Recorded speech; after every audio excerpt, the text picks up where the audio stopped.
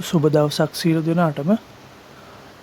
අද ගණිත ගෙදරින් ඔයාලට ඉතාමත් වැදගත් පාඩමක් අරගෙන ඇවිත් තියෙනවා. 11 වන ශ්‍රේණියේ 9 වන පාඩම ප්‍රතිශත. ඉතින් ඔයාලට පුළුවන් මේ ප්‍රතිශත පාඩමත් ඊළඟට ඉගෙන ගන්න තියෙන කොටස් වෙළඳපොළ පාඩමත් ආශ්‍රයෙන් සාමාන්‍ය පෙළ විභාගයේදී ලකුණු 12ක් ලබා ගන්න. මුළු ලකුණු 12ක්. ඒ කියන්නේ සෙකන්ඩ් පේපර් එකේ ප්‍රශ්නයකට ලකුණු 10කුත් ෆස්ට් පේපර් එකේ කෙටි ප්‍රශ්නයකට ලකුණු 2කුත් වශයෙන් මුළු ලකුණු 12ක් එකතු කර ගන්න පුළුවන් මේ පාඩම් දෙක අවසානයේ. ඉතින් අපි බලමු මේ ප්‍රතිශත පාඩම අද. මේ ප්‍රතිශතයක් මුලින්ම මම ඔයගලන්ට මොකක්ද කියලා දෙන්න. මම අරගන්නවා 100ට 60. 100ට 60 කියන එකේ තේරුම ගත්තොත් මේ ප්‍රතිශත ලකුණෙන් ඔයගොල්ලෝට අර්ථ දක්වන්නේ මේ තියෙන සංඛ්‍යාව 100ෙන් බෙදන්න කියන එකයි.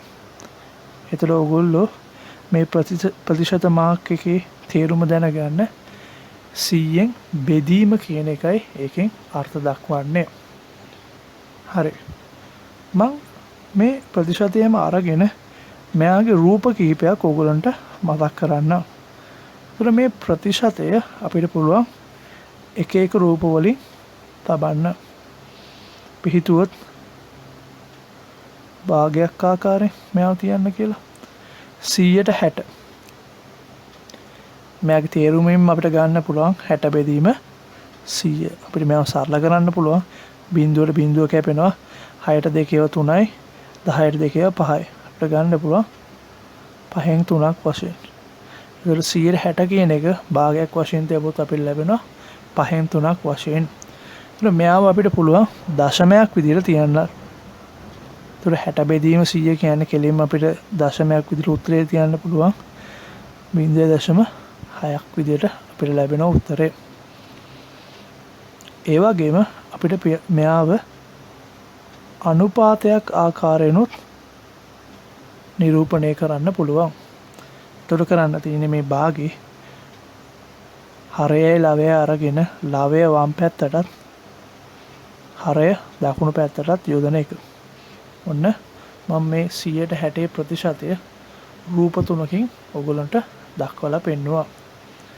එතකොට මේ ප්‍රතිශත පාඩම ඔයගලන්ට පියවර 3ක් යටතේ ඉගෙන ගන්න තියෙනවා.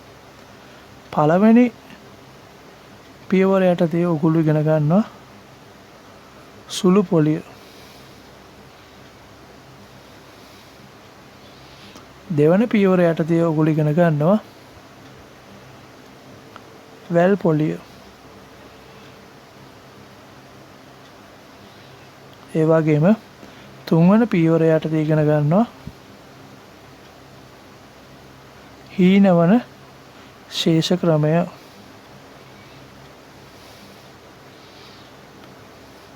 එතකොට ඕගොල්ලෝ එක්ක මම අද කතා කරන්න යන්නේ මේ පළවෙනි පියවර දෙක. සුළු පොලිය සහ වැල් පොලිය කියන කොටස් දෙක අද අපි ඔයාලන්ට කියලා දෙන්න හදන්නේ. ඉතින් හීනවන ශේෂ ක්‍රමය අපේ ඊළඟ වීඩියෝවෙන් පුළුල් අර්ථකථනය කරන්න බලාපොරොත්තු වෙනවා. ඉතින් මම මුලින්ම මේ සුළු පොලිය ඔයගොල්ලන්ට කියලා දෙන්න. ඔයගොල්ලන්ට කරන්න තියෙන්නේ පුංචි පියවර කීපයක්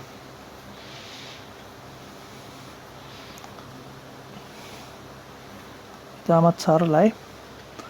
මුලින්ම මම මතක් කරන්න මොකක්ද සුළු පොලිය කියන්නේ කියලා.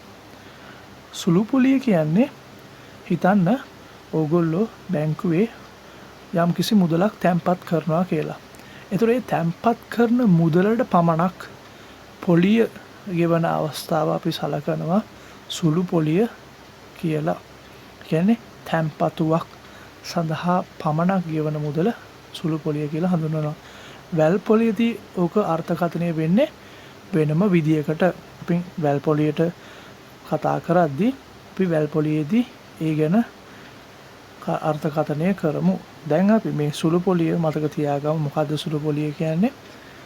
තැන්පත් මුදලට පමණක් පොලිය ගෙවන අවස්ථාව සුළු පොලිය ලෙස හඳුන්වනවා. ඒක ණයක් වෙන්නත් පුළුවන්, තැන්පතුවක් වෙන්නත් පුළුවන්. ණය හෝ තැන්පතුව ඒ මුදලට පමණක් පොලිය ගෙවන අවස්ථාව සුළු පොලිය. හරි. මේ සුළු පොලිය ඉගෙන ගනිද්දී ඔයගොල්ලන්ට මම පොඩි සූත්‍රයක් කියලා දෙනවා. ඒ සූත්‍රයේ භාවිතයෙන් සුළු පොලිය ආශ්‍රයෙන් තියෙන ඕනම ගාණක් ඔයාලට විසඳ ගන්න පුළුවන්. බලමු. I සමානයි PRT බෙදීම 100. I සමානයි PRT බෙදීම 100. මම මෙයාගේ දැන් මේ අක්ෂර වලට හඳුන්වලා ඉන්න මුලින්ම අපි I කියලා සලකන්නේ මෙයාගේ පොලිය ඉන්ට්‍රස්ට් එක. P කියලා සලකන්නේ මුළු වටිනාකම, මුළු මුදල, මුළු ණය මුදල. ඔය ඕනම එකක් ගන්න පුළුවන්. R කියන්නේ රේට් එක, ප්‍රතිශතය. සහ T කියන්නේ කාලය. ආයෙත් බලමු. සුළු පොලියේ ඕනෑම ගාණක් සුළු කරන්න අපිට පුළුවන් I සමානයි PRT බෙදීම 100 කියන සූත්‍රය පාවිච්චි කරන්න. I කියන්නේ පොලිය, P කියන්නේ මුළු මුදල. ඒතර අපිට දීලා තියෙන ගාණ අනුව අපිට ඒක වෙනස් කරන්න පුළුවන්. මුළු මුදල, මුළු තැන්පත් මුදල, මුළු ණය මුදල වශයෙන් අපිට භාවිතා කරන්න පුළුවන්. ඒතර R කියන්නේ ප්‍රතිශතය, T කියන්නේ කාලය. මෙතන ඊටමත් වැදගත් කාරණයක් තියෙනවා. ඕගොල්ලෝ මේ කාලය සහ ප්‍රතිශතය භාවිතා කරද්දී ඊටමත් කල්පනාකාරී වෙන්න ඕනේ. මේ අංග දෙකම හැම විටම ඕගොල්ලෝ තියන්න ඕනේ එකම රාශියකින්. ඒ කියන්නේ දැන් අපිට එක ගානක දෙන්න පුළුවන් වාර්ෂික සුළු පොලිය අනුපාතිකයක්. ඒ වගේම මාසික සුළු පොලිය අනුපාතිකයක්. ඒතර ඕගොල්ලෝ හැමතිස්සෙම මෙයාගේ රාශියයි එකම එකෙන් ඔයගොල්ලෝ පවත්වා ගන්න ඕනේ. ඒ කියන්නේ ඔයගොල්ලෝ නිකන් හරි මේ රේට් එක ප්‍රතිශතය තිබ්බේ මාසික ප්‍රතිශතයක් නම් ඔයගොල්ලෝ කාලයක් දාන්න ඕනේ මාස ගණනක්. ඔයගොල්ලෝ නිකන් හරි මේ ප්‍රතිශතය භාවිතා කරේ වාර්ෂික පොලිය අනුපාතිකයක් නම් ඔයගොල්ලෝ කාලයටත් දාන්න ඕනේ වර්ෂ ගණනක්.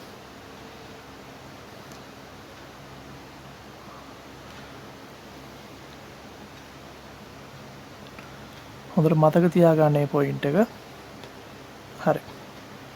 අපි යමු දැන් සුළු පොලිය යටතේ ගැටලු කිහිපයකට ඔයගොල්ලන්ට. ඒතර මේ සූත්‍රයේ භාවිතය ගැන හොඳින් වටහා ගන්න පුළුවන්. මම උදාහරණ එක වශයෙන් අරගන්නවා. රුපියල් 50000ක මුදලක් 112ක වාර්ෂික සුළු පොලියට ණයක් ගත් අයෙකු වසර 3ක් අවසානයේ ඉන් නිදහස් වීමට ගෙවිය යුතු මුළු මුදල. ඉතින් පළවෙනි පියවර වශයෙන් මුලින්ම ඔයගොල්ලෝ අර සූත්‍රය ලියා ගන්න. I සමානයි PRT බෙදීම 100. ඉතින් අපි මුලින්ම ගෙවිය යුතු මුළු මුදල හොයන්න කලින් අපි හොයා ගන්න ඕනේ මෙයා වසර 3ක් අවසානයේ ගෙවිය යුතු මුළු පොලිය. ඉතින් අපි පොලිය හොයාගමු. P වෙනුවට ගන්නා මුළු වගය රුපියල් 50000යි. වැඩි කිරීම R 112යි. දැන් මේ දීලා තියෙන වාර්ෂික සුළු පොලිය අනුපාතිකයක්. එහෙනම් මෙයා රේට් එක වාර්ෂික දෙනවා නම් කාලයත් අනිවාර්යෙන් වාර්ෂික තමයි තියන්න ඕනේ. වසර 3ක්. අන්න මේ ප්‍රශ්නේදී ගැටලුවක් නැහැ. එකම රාශියකින් අපි රේට් එකයි කාලයයි හැදෙන්නවා. දැන් සුළු කරමු. මෙතන තියෙන බිඳු දෙකට මෙයා කැපිලා යනවා. අපිට ලැබෙනවා පොලිය 500 වැඩි කිරීම 12 3 36යි. 36 පහෙන් වැඩි කරාම 180යි. අකට බිඳු දෙකක් දැම්මම අපිට ලැබෙනවා රුපියල් 18,000ක් විදියට ගෙවිය යුතු පොලිය වසර 3ක් අවසානයේ ගෙවිය යුතු පොලිය. ඉතින් දැන් අපිට ගන්න පුළුවන් ගෙවිය යුතු මුළු මුදල.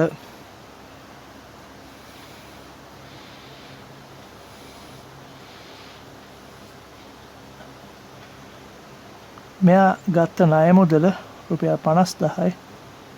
ඒකට මෙයා වර්ෂ 3 අවසානයේ ගෙවිය යුතු පොලිය රුපියල් 18,000ක් වශයෙන් ආවා. ඉතින් මෙයා ණයෙන් නිදහස් වෙන්න නම් රුපියල් 68,000ක මුදලක් ගෙවිය යුතුයි.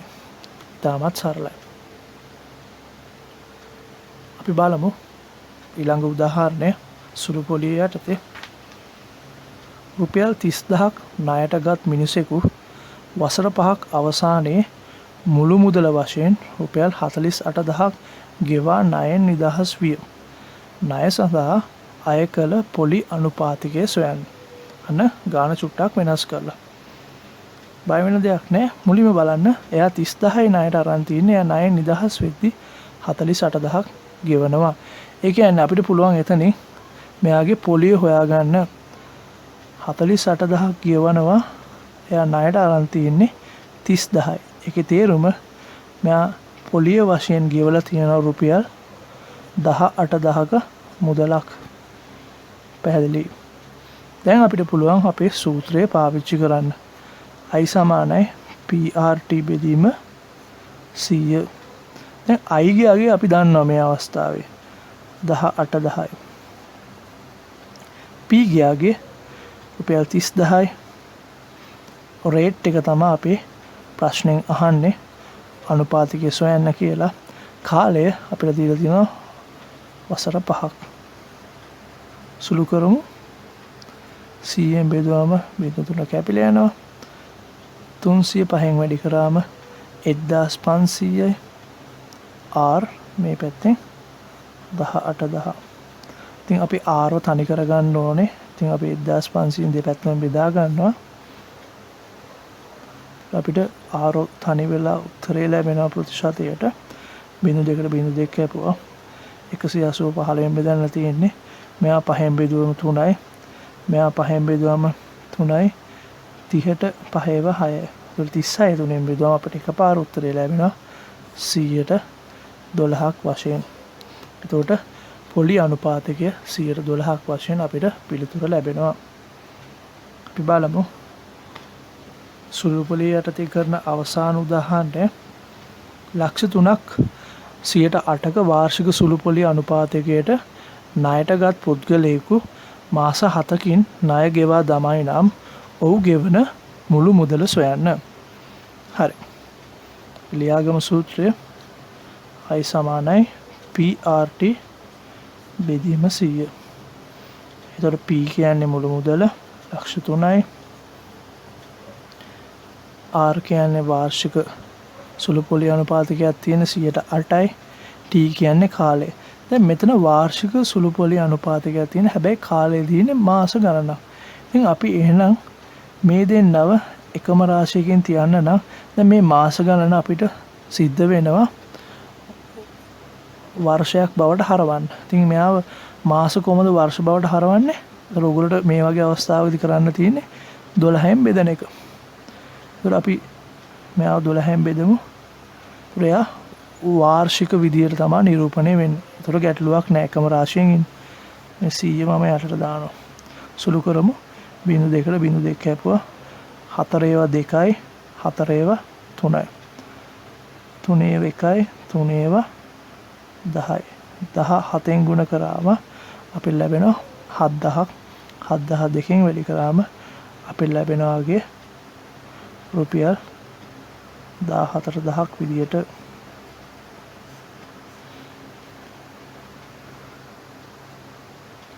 මේ පොලිය මාස 7කින් ඔහු ගෙවන පොලිය පමණක් රුපියල් 14,000යි. එහෙනම් අපි බලමු මොහු ගෙවන මුළු මුදල කොච්චරක්ද කියලා ණයෙන් නිදහස් වෙන්න. මුළු මුදල සමානයි මෙයා ණයට අරන් තියෙන ලක්ෂ 3ක්. එයාට ඇඩ් වෙන්න ඕනේ මෙයා ඒ සඳහා ගෙවන පොලිය රුපියල් 14,000. එතකොට මෙයා රුපියල් 3,14,000ක මුදලක් ගෙවීමට සිදු වෙනවා ණයෙන් නිදහස් වෙන්න නම්. හරි. දැන් අපි බලමු අපේ ඊළඟ මාතෘකාව වන වැල් පොලිය. වැල් පොලිය කියන්නේ මොකක්ද? අපි සුළු පොලිය අර්ථකථනය කරා. ඒ වගේම බලමු අපි දැන් වැල් පොලිය. වැල් පොලිය කියන්නේ ඕගොල්ලෝ තැන්පත් කරන මුදලට අමතරව පොලියටත් ඕගොල්ලොන්ගේ ඉන්ට්‍රස්ට් එක ඇඩ් වෙන අවස්ථාව අපි සලකනවා වැල් පොලිය කියලා. සුළු පොලිය දුන්නේ අපි තැන්පත් කරන මුදලට පමණයි පොලිය ඇඩ් වෙන්නේ. මේකෙදි අපි හිතන්න ඕගොල්ලෝ තැන්පතු අවුරුදු 2කට අවුරුදු 3කට දාන අවස්ථාවලදී මූලික තැන්පතුව පළවෙනි අවුරුද්දට පොලිය හිමි වෙනවා වගේම දෙවෙනි අවුරුද්දේ මූලික තැන්පතුන අමතරව ඕගොල්ලෝගේ පළවෙනි අවුරුද්දේ පොලියටත් පොලියක් ඇඩ් වෙනවා. ඒ වගේ අවස්ථාවක් තමයි මේ වැල් පොලිය කියන්නේ. මේ ගාන සුළු කරද්දී ඕගොල්ලන්ට තේරෙයි මේකේ නිර්වචනයෙන් මම මොකද්ද ඕගොල්ලන්ට කිව්වේ කියලා. හරි. මුලින්ම මම මේක සාමාන්‍ය ආකාරයෙන් සුළු කරන්න. ඔයාලට කරන්න තියෙන්නේ දැන් 108ක වැල් පොලියකට රුපියල් 50000ක් ණයට ගත් අයෙකු වසර 2ක් අවසානයේ ණයෙන් නිදහස් වීමට ගෙවිය යුතු මුළු මුදල අහලා තියෙන්නේ. අවුරුදු 2කට මෙයා තැන්පතුව දාලා තියෙනවා. ඉතින් මුලින්ම කරන්න ඕනේ පළමු වසර සඳහා පොලිය. අපි පළමු වසරට පොලිය හොයාගමු. මෙයා 50000ක් තැන්පතුවක් දානවා. ඒතර පළවෙනි අවුරුද්දට පොලිය හෙව්වොත් මෙයාට හම්බ වෙනවා 508න් වැඩි කරාම රුපියල් 4000ක්. පළවෙනි වසරේ පමණක් මෙයාට රුපියල් 4000ක පොලියක් හම්බ වෙනවා. ඒතර පළමු වසර අවසානයේ ගිණුමේ ශේෂය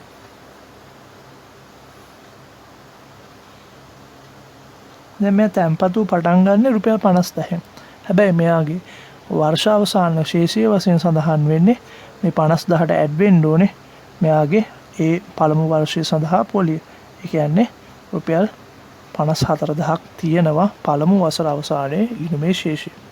ඉතින් මම නිර්වචනයෙන් කිව්වා අපි දෙවන වසරට තුන්වන වසරට වගේ යද්දි ඒ මුලින් අපි හොයාගත්ත ඉන්ට්‍රස්ට් එකට තවත් පොලියක් ඇඩ් වෙනවා කියලා. මේ කතාව තමයි දැන් මේ අපි ඔයගොල්ලන්ට පැහැදිලි කරන්න යන්නේ. දෙවන වසර සඳහා පොලිය. දැන් අපි පළමු වසරට පොලිය හදාගන්න අපි පාවිච්චි කරේ තැන්පත් මුදල. දැන් මෙතන ඒ තැන්පත් මුදල නෙමේ පොලිය නිර්මාණය කරන්න පාවිච්චි කරන්නේ. මෙතනදී පාවිච්චි කරන්නේ පළවෙනි වසර අවසානයේ ගිණුමේ ශේෂය. කියන්නේ 54000 තමයි අපි මෙතනට ගන්න ඕනේ. වැඩි කිරීම 100න් 8 සුළු කරමු. මෙයා කැපුණා. අපි 8 ගුණ කරන්න ඕනේ 540න්. 8 වරක් 0.0යි. 8 වරක් 4 32න් 2 දාන 3ක් ඉතුරුයි. 8 වරක් 5 4යි. 40යි 40යි 3යි 43 රුපියල් 4320ක් වශයෙන් අපිට ලැබෙනවා. දැන් ගමු දෙවන වසර අවසානයේ ගිණුමේ ශේෂය.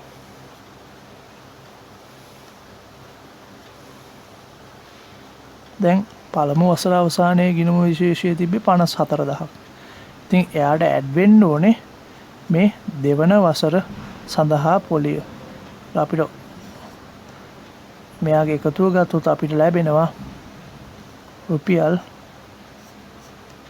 58320ක් වශයෙන්. ඉතාමත් සරලයි. අපි මේක පළවෙනි පියවර වශයෙන් සලකමු. ඕගොල්ලන්ට මේ වැල් පොලිය ගාන මීට වඩා ලේසියෙන් හදන්න පුළුවන්. දැන් අපි බලමු මේ වැල් පොලිය ගාන හදන්න පුළුවන් ලේසි ක්‍රමය, කෙටි ක්‍රමය ගැන. ඔයගොල්ලන් කරන්න තියෙන්නේ ඉතාමත් කෙටි පියවර සංඛ්‍යාවක්. මෙතන ඔයගොල්ලෝ පියවර 4ක් පාවිච්චි කරා අවුරුදු 2ක් නිසා. ඉතින් අවුරුදු 5ක් වගේ අවස්ථාවක් ආවොත් ඔයගොල්ලෝ මේක පියවර 10කින් හදන්න වෙනවා. ඉතින් අපි මේ කියලා දෙන කෙටි ක්‍රමය මගින් ඔබ තනි පියවරෙන් ගාණ ඉවර කරන්න පුළුවන්. බලමු. ගෙවිය යුතු මුළු මුදල සමානයි මුලින්ම අපි ගත්ත අගය තැන්පත් මුදල ගන්නවා 50000 වැඩි කිරීම 100න්. මෙතන දැන් අපි දාන්නේ හොඳට මතක තියාගන්න මේ 100ට කොච්චරක් පොලිය වැඩි වෙනවද කියලා හිතලා. ඒක දැන් මෙතන 108ක් නේ තියෙන්නේ. අපි මේ අවස්ථාවේ දාන්න ඕනේ 108ක් වශයෙන්. 115ක් තිබ්බනම් 115 දානවා. 125ක් තිබ්බනම් 125 දානවා වශයෙන්. ඉතින් දැන් ඊළඟට කරන්න තියෙන්නේ මේ වර්ෂ ගානට අදාළව මේ වගේ ඕගොල්ලෝ භාග යොදන්න. මෙතන වර්ෂ දෙකක් නිසා තව මේ වගේම භාගයක් අපි ලියනවා. හිතන්න වර්ෂ 3ක් තිබ්බ කියන එන මේ වගේ භාගයක් ආයෙත් ලියනවා. හරි. දැන් සුළු කරමු. මේ බිංදු දෙකට මේ බිංදු දෙක කැපුවා. මේ බිංදු දෙකට මේ බිංදු දෙක කැපුවා. ඉතින් අපිට කරන්න තියෙන්නේ 5 ගුණ කිරීම 108 ගුණ කිරීම 108. ඉතින් ඕගොල්ලෝ මේ ටික ගුණ කරලා බලන්න අනිවාර්යයෙන්ම ඕගොල්ලන්ට රුපියල් 58320 ලැබෙවි. ඉතාමත් සරලයි. ඊළඟ ගාන මිනිසෙක් රුපියල් 50000ක් 10%ක වැල් පොලියට බැංකුවක තැන්පත් කරයි. මුළු මුදල රුපියල් 60500ක් වන්නේ කොපමණ කාලයක් සඳහාද?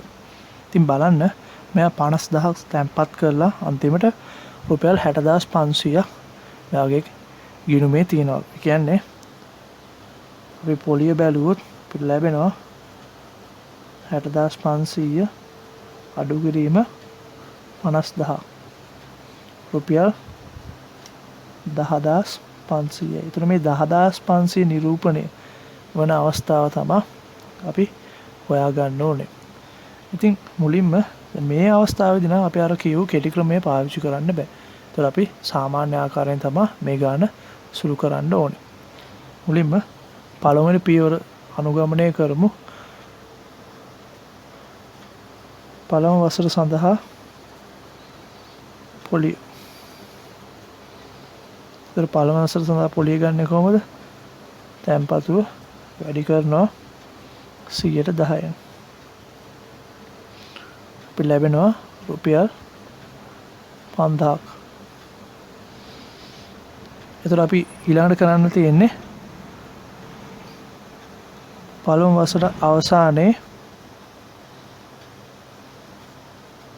ගිණුමේ ශේෂය.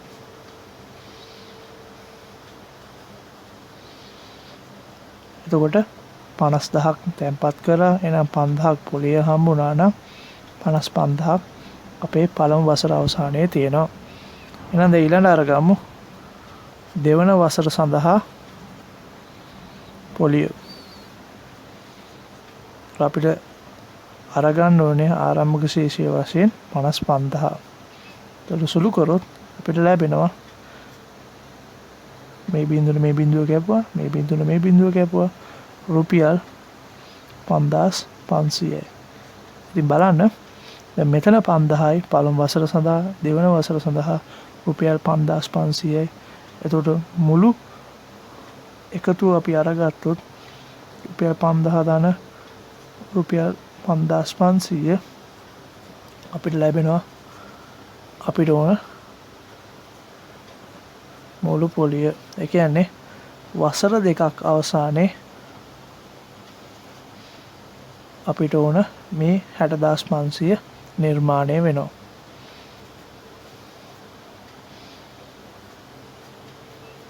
ඉතින් අපි ඊළඟ වීඩියෝවෙන් බලාපොරොත්තු වෙනවා හීනවන ශේෂ ක්‍රමය ගැන පුළුල් අර්ථකථනය කරන්න.